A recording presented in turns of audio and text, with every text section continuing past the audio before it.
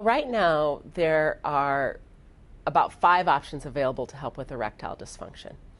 First, easiest, what you see on the TV the most is the oral medications, the oral stimulants.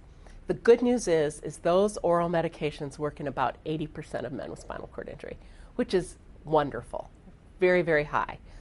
A lot of urologists will say, well, then you don't have a problem with erectile dysfunction because 80% is probably higher than the general population. The second option, which is also a first line, is the vacuum tumescence or the vacuum pump. Clear plastic tube, 14 inches long, and it's purely mechanical, non-invasive, not medications, doesn't interact with anything. But what you do is put it over the penis, suck the air out, pulls the blood into the penis, pulls into erection, and then put a constriction band down around the base of the penis, and that holds the penis erect.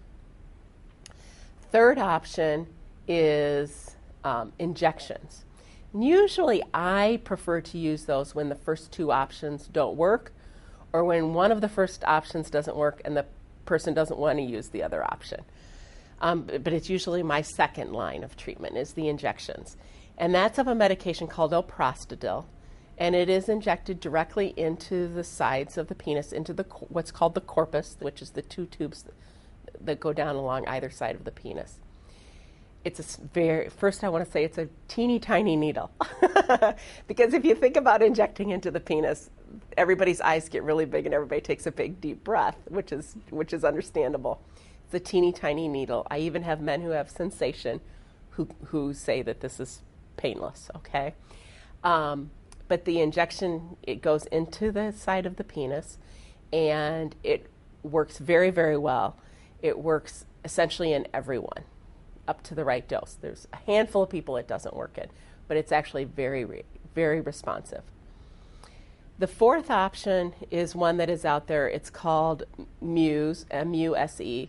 It's prostadil. It's the same medicine as the injections, but it's a urethral suppository.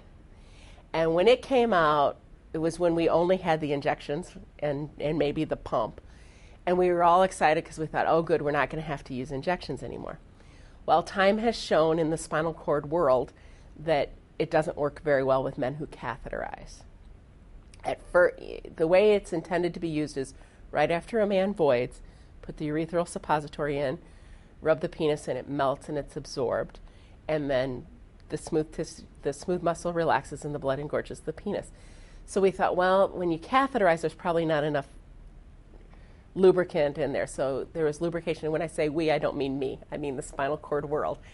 And but lubrication didn't seem to help. So thoughts now are maybe that if somebody's catheterizing repeatedly, or if there's a catheter in, there's probably microscopic adhesions along the urethra and the medicine's just not absorbed well. So Muse tends to work really well for men who can void on their own. Does not tend to work well with men who catheterize. So why do I bring it up? Because I think people need to know about it, because if they read about it on the internet or somewhere else, they need to know, well, is this something for me or not? The fifth option are penile implants.